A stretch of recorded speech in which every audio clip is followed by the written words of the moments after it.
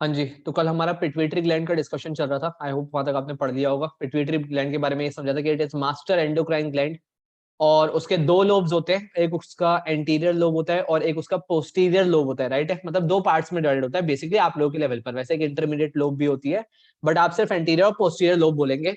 और anterior lobe से निकलने वाले hormones are different, well posterior lobe से निकलने वाले हार्मोन्स आर डिफरेंट, राइट है। एंटीरियर लोब से कौन कौन से निकले थे, होते तो ऐसे बहुत सारे हैं, बट आप लोगों के लेवल पर लिमिटेड है। एक था ग्रोथ हार्मोन, जो नॉर्मल फिजिकल और मेंटल ग्रोथ को कंट्रोल करेगा, ठीक है। नेक्स्ट था उसके बाद टीएसएच, थायराइड स्टिमुलेटिंग हार्मोन। वो निकलता है एंटीरियर पिट्यूटरी से और किसको स्टिमुलेट करता है, थायराइड ग्लैंड को, ताकि थायराइड ग्लैंड किसका प्रोडक्शन करे, थायरोक्सिन का, राइट है।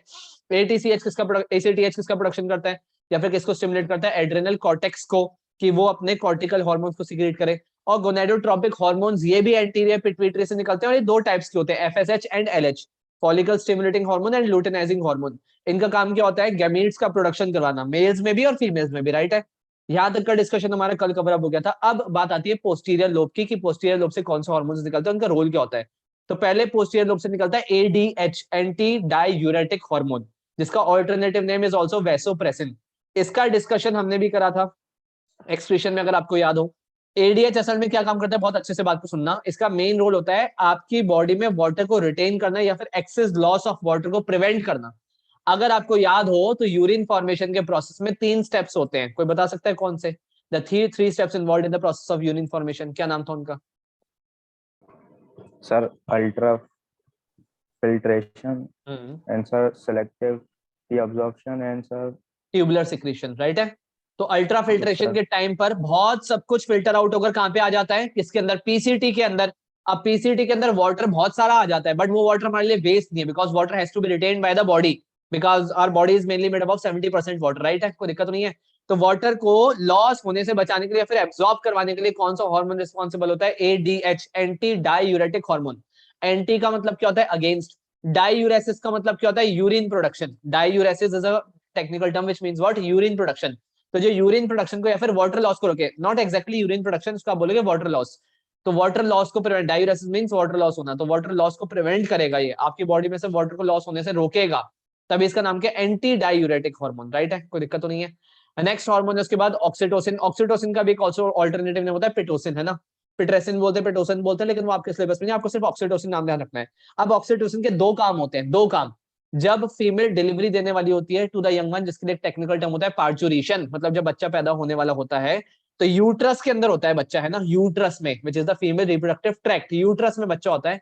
तो उसके अंदर यूट्रस की मसल्स को कॉन्ट्रैक्ट करवाना जरूरी है, यूट्रस की मसल्स कॉन्ट्रैक्ट होती हैं।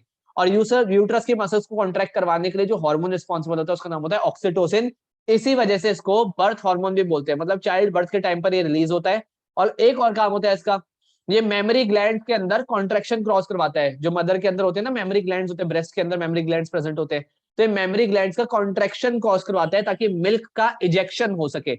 देखो एक हार्मोन और होता है जो मिल्क का प्रोडक्शन करवाता है, उसका नाम होता है प्रोलैक्टिन। वो अभी 10th स्टैंडर्ड में नहीं है कि मिल्क प्रोड्यूस कौन करवाता है मेमोरी ग्लैंड्स में, प्रोलैक्टिन, वो लेकिन वो आपके सिलेबस में नहीं है। लेकिन मिल्क बनाने वाला हार्मोन अलग है और मिल्क को इजेक्ट करवाने वाला हार्मोन अलग है। मिल्क इजेक्टिंग हार्मोन का नाम या फिर बर्थ हार्मोन का नाम होता है ऑक्सीटोसिन। दोबारा बता रहा हूँ, जब डिलीवरी होने वाली होती है एट द टेन्योर ऑफ, जिसको गेस्टेशन पीरियड बोलते हैं, 9 महीने के बाद जब फीमेल बेबी को, यंग वन को डिलीवर करने वाली होती है, पार्चुरेशन होने वाला होता है, तो यूट्रस की मसल्स में हैवी कॉन्ट्रैक्शन होते हैं, जिसकी वजह से लेबर पेन होता है। सुना होगा ना आपने, लेबर पेन होता है, बहुत सीवियर पेन होते हैं फीमेल को। तो उस लेबर पेन किस वजह से होता है, क्योंकि यूट्रस की मसल्स में हैवी कॉन्ट्रैक्शन होती है। यूट्रस की मसल्स कॉन्ट्रैक्ट करती है ताकि बेबी को एक्सपेल करा जा सके, बाहर की तरफ, वजाइना से बाहर की तरफ धक्का दिया जा सके। तो वो कौन सा हार्मोन काम करवाता है, ऑक्सीटोसिन करवाता है। और क्योंकि ये बच्चा पैदा होने में या फिर पार्चुरेशन होने में या फिर डिलीवरी होने में मदद करता है, इसलिए इसका नाम क्या होता है, बर्थ हार्मोन। एक इसका रोल ये हो गया।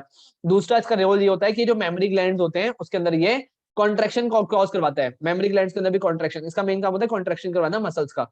तो मेमोरी ग्लैंड्स के अंदर भी कॉन्ट्रैक्शन कॉज कराता है, जिससे मिल्क इजेक्ट होता है, यंग वन को फीड करने के लिए मिल्क इजेक्ट होता है। इसी वजह से इसको मिल्क इजेक्टिंग हार्मोन भी बोलते हैं। मिल्क प्रोड्यूसिंग हार्मोन अलग होता है, वो आपके सिलेबस में नहीं है, तो this also known as milk ejecting hormone. ठीक है जी, तो दो हार्मोन्स हो गए किसके, पोस्टीरियर लोब ऑफ पिट्यूटरी के। अब इनसे रिलेटेड क्या डिसऑर्डर हो सकता है, अगर ग्रोथ हार्मोन बच्चों के अंदर कम हो जाए, बहुत अच्छे से बात को सुनना, अगर ग्रोथ हार्मोन की कमी बच्चों में हो जाए, बच्चे मतलब जिन्होंने अभी प्यूबर्टी अटेन नहीं करी है या फिर 18 साल की उम्र तक कहते हैं हाइट बढ़ती है, तो 18 साल से पहले पहले अगर किसी बच्चे में ग्रोथ हार्मोन की कमी हो जाए, हाइपोसिक्रेशन होना स्टार्ट होता है, जो बच्चा डॉफ रह जाता है, बौना रह जाता है, बौना। मतलब उसकी हाइट 3-3.5 फीट रह जाती है बस, उससे ऊपर नहीं बढ़ती, उससे भी कम हो सकती है बट इससे ऊपर नहीं जाती 3 फीट तक, 3 या मैक्सिमम 3.5 फीट तक। तो इस बीमारी को क्या बोलते हैं, डॉर्फिज्म। अब खास बात क्या है, इस डॉर्फिज्म में और क्रिटिनिज्म में बहुत बड़ा डिफरेंस है। क्रिटिनिज्म में भी हमने डिस्कस किया था, क्रिटिनिज्म किसकी हाइपोसिक्रेशन से होता है, थायरॉक्सिन की, याद है ना। Cretinism is caused by the hyposecretion of thyroxine hormone in children. तो अगर थायरॉक्सिन की कमी बच्चे में हो जाए तो क्रिटिनिज्म होता है। लेकिन क्रिटिनिज्म में बच्चा फिजिकली रिटार्डेड भी होता है और मेंटली रिटार्डेड भी होता है, रिमेंबर। बच्चे की फिजिकल ग्रोथ भी नहीं हो पाती और मेंटल ग्रोथ भी नहीं हो पाती। कॉन्ट्रेरी टू दिस, अगर ग्रोथ हार्मोन की कमी हो जाए तो फिजिकल ग्रोथ तो रुक जाएगी, लेकिन नॉर्मल ग्रोथ बिल्कुल, मेंटल ग्रोथ नॉर्मल होगी। मेंटल ग्रोथ में कोई दिक्कत नहीं होगी, बच्चा दिमाग से बिल्कुल फिट होगा। मतलब जो देखने में बौने होते हैं, दिमाग उनका बिल्कुल फिट एंड फाइन होता है, बिल्कुल एक तरीके से ही होता है, बस फिजिकल ग्रोथ उनकी प्रॉपर नहीं हो पाती। अगर 18 साल की उम्र से पहले ग्रोथ हार्मोन का हाइपर सिक्रीशन हो जाए, बहुत ज्यादा सिक्रीट होना स्टार्ट हो जाए, तो गिगेंटिज्म हो जाती है। गिगेंटिज्म मतलब जाइंट बन जाएगा बच्चा, 7 फीट, 7.5 फीट, जो ग्रेट खली is the best example, classical example. तो गिगेंटिज्म की वो बीमारी है, और उसमें हाथ पैरों की बोन्स का एलोंगेशन हो जाता है, हाथ मतलब लिम्स, तो बोन्स का बहुत ज्यादा एक्सेसिव एलोंगेशन हो जाता है। लेकिन अगर एक बार बच्चे ने प्यूबर्टी अटेन करने के बाद एडोलसेंस की एज को क्रॉस कर लिया, मतलब the individual becomes adult, adult हो गया, 22 साल का हो गया, 23 साल का हो गया, एडोलसेंस वाली एज उसने क्रॉस कर ली, और अभी भी ग्रोथ हार्मोन बहुत ज्यादा सीक्रेट हो गया किसी भी रीजन की वजह से, तो जो बीमारी कॉज होती है उसका नाम होता है एक्रोमेगली। एक्रोमेगली बोलते हैं बीमारी को। बहुत डरावना इंसान देखने को लगता है कि उसका चेहरा बहुत बड़ा होता है, बहुत बड़ा उसका चेहरा होता है, और हाथ भी बहुत बड़े बड़े होते हैं, खास करके वाला पाम वाला पार्ट, ये बहुत बड़े होते हैं, और जो उसका सोल होगा वो भी बहुत बड़ा होगा। मतलब बॉडी वैसे तो जितनी हाइट ऑब्वियस आता है, जिसको एक्रोमेगली हुआ है वो पहले जाइंट ही होगा, कम से कम 6.5-7 फीट की हाइट का होगा अप्रोक्सीमेटली। उसके बाद भी अगर उसकी बॉडी में excess hormone, growth hormone secrete होता रहा, तो जो खास करके हाथों की बोन्स है ना, हाथों की लिम्स की जो बोन है, जैसे ये वाली आपकी पाम की बोन हो गई, और सोल की बोन हो गई, और खास करके फेशियल बोन्स हो गई, चेहरे की बोन्स हो गई, ये बहुत बड़ी हो जाती है, तो चेहरा बहुत बड़ा बड़ा नजर आता है। आप देखना एक्रोमेगली का पेशेंट, आप गूगल पे इमेज सर्च करना तो दिखाई देगा, बहुत अजीब से नजर आते हैं, मतलब बिल्कुल ही अजीब से, बहुत डरावने से नजर आते हैं, क्योंकि चेहरा बहुत बड़ा होता है, बहुत जाइंट से नजर आते हैं। राइट, कोई दिक्कत तो नहीं। अब ये तो ग्रोथ हार्मोन से रिलेटेड थे। अब अगर किसी भी रीजन से हाइपोसिक्रीशन हो जाए एडीएच का, एडीएच हार्मोन बताया ना, एंटी डायरेटिक हार्मोन, अगर इसका हाइपोसिक्रीशन हो जाए, हाइपो मतलब ये कम सिक्रीट हो, तो जरा सोचो एडीएच क्या काम करवाता था, जवाब दो, अपने आप सीख जाओगे। एडीएच क्या काम करवाता है, वाटर रिटेन करवाता है, फिर वाटर लॉस करवाता है, वाटर को रिटेन रखता Sir, है फिर लॉस। retain. अब वाटर रिटेन करवा रहा था ये, लेकिन अगर ये कम सिक्रीट हुआ तो अब क्या होगा, वाटर रिटेन होगा या फिर वाटर लॉस होना स्टार्ट हो जाएगा। Sir, water loss. Water loss होगा, और इस बीमारी को भी डायबिटीज बोलते हैं। खास बात क्या है कि इस बीमारी को भी डायबिटीज बोलते हैं, लेकिन इसका प्रॉपर नेम होता है डायबिटीज इंसिपिडस।